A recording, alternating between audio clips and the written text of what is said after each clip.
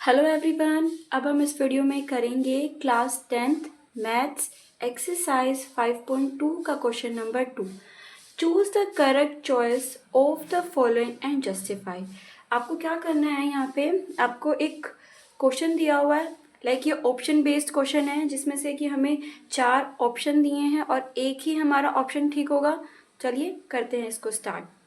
ठीक है, देखिए सबसे पहले क्या है, 30th term of the AP, जिसका हमें एपी गिवन है 10, 7, 4 सो ऑन इज।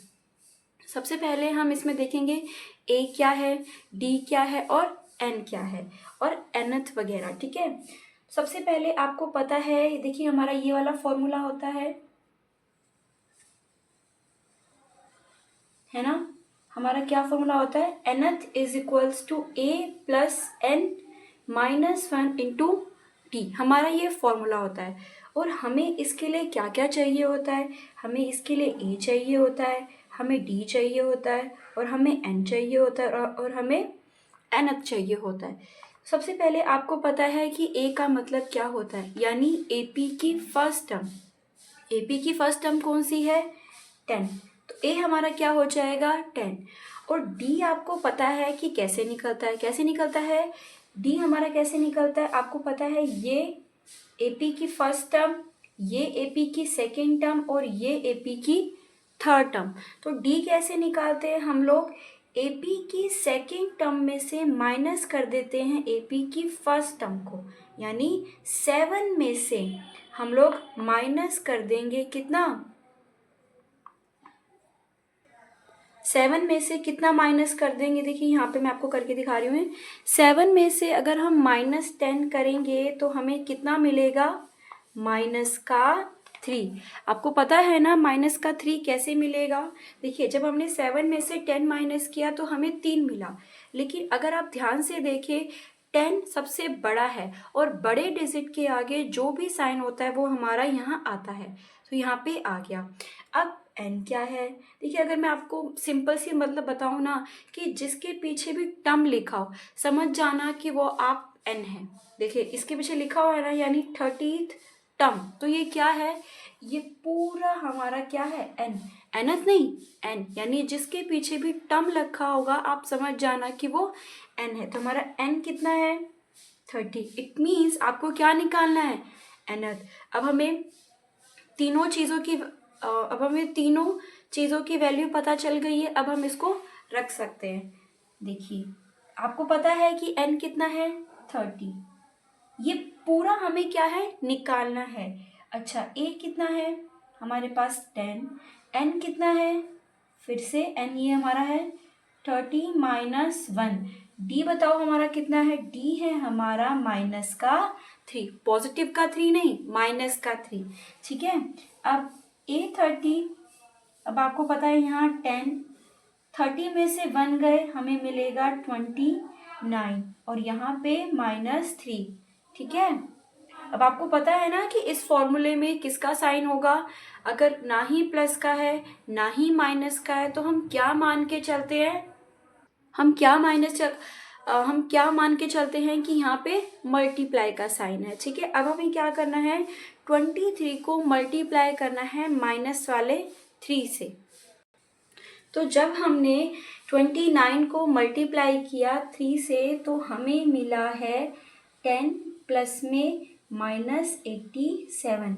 आपको पता है ना कैसे मिला है -87, देखिए 29 को जब आपने 3 से मल्टीप्लाई किया तो 87 आया। लेकिन अगर हम देखें 29 को जब मैंने -3 से मल्टीप्लाई किया तो मुझे 87 मिला। प्लस का मिलेगा कि माइनस का मिलेगा, माइनस का मिलेगा।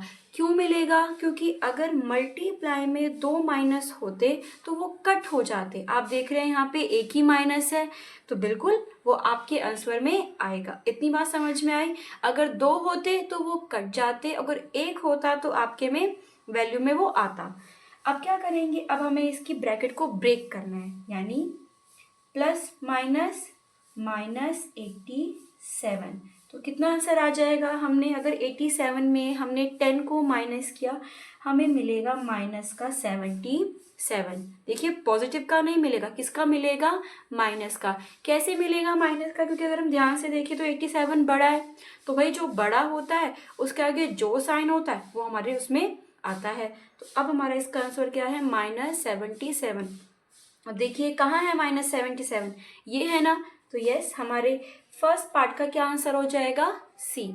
इतनी बात समझ में आई आपको? तो अब हम करते हैं सेकंड क्वेश्चन का सेकंड पार्ट।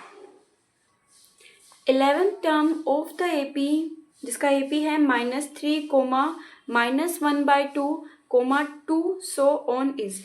यहाँ भी आपको 4 ऑप्शन दिए हैं, तो ऑब्वियसली एक ही ऑप्शन आपका करेक्ट होगा। तो सबसे पहले हम क्या करते हैं, अपने फॉर्मूले को लिख लेते हैं। a प्लस n-1 इंटू का d। तो अब हमें क्या क्या चीज़ों की ज़रूरत है? हमें a की ज़रूरत है, साथ ही साथ हमें d की ज़रूरत है, हमें n की ज़रूरत है और हमें nth की ज़रूरत है। तो भाई a का मतलब तो सिंपल है, यानी AP की फर्स्ट टर्म। AP की फर्स्ट टर्म कौन सी है? AP की फर्स्ट टर्म -3 है। ठीक है, अब आपको पता है कि D कैसे निकलता है? D कैसे निकलता है भाई? ये AP की फर्स्ट टर्म है, ये AP की सेकेंड टर्म है और ये AP की थर्ड टर्म है। तो हम D कैसे निकालेंगे? AP की सेकेंड टर्म यानी ये में से माइनस कर देंगे AP की फर्स्ट टर्म यानी ये।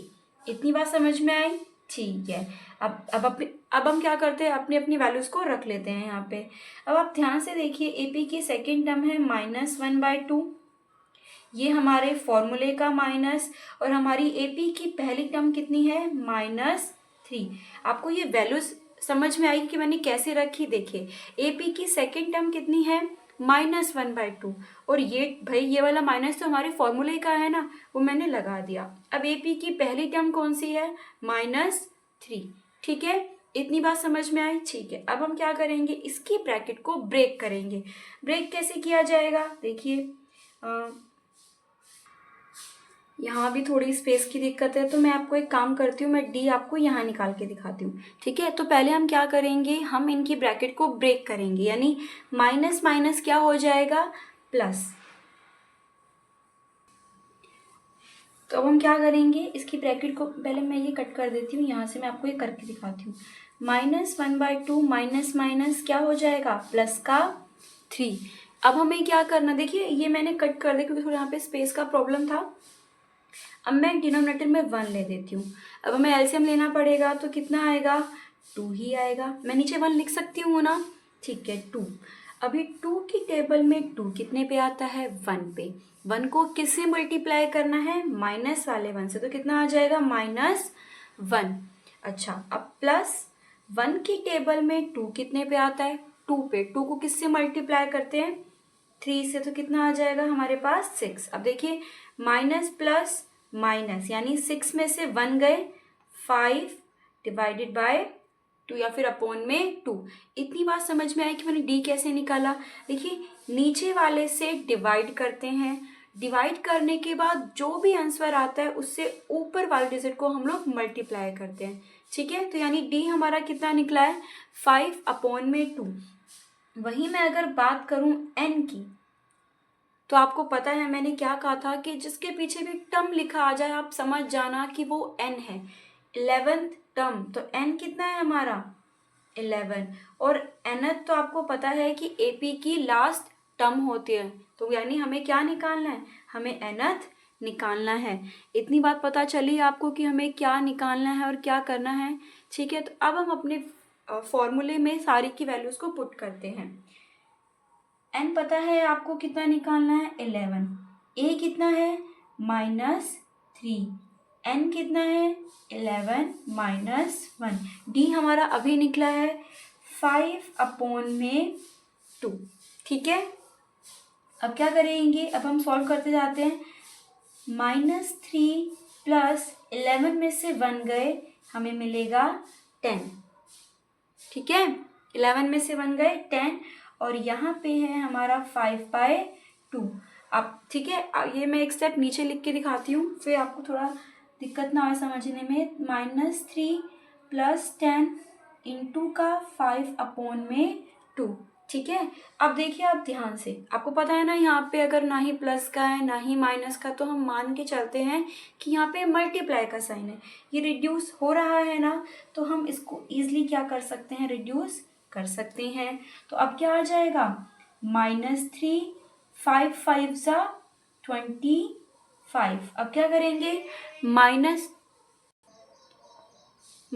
प्लस माइनस, तो 25 में से हमने 3 माइनस किया तो हमें मिलेगा 23, 22। प्लस का कि माइनस का, प्लस का ना का, क्योंकि 25 बड़ा है और बड़े डिजिट के आगे जो भी साइन हो वो हमारे में आता है, यानी हमारे आंसर में आता है।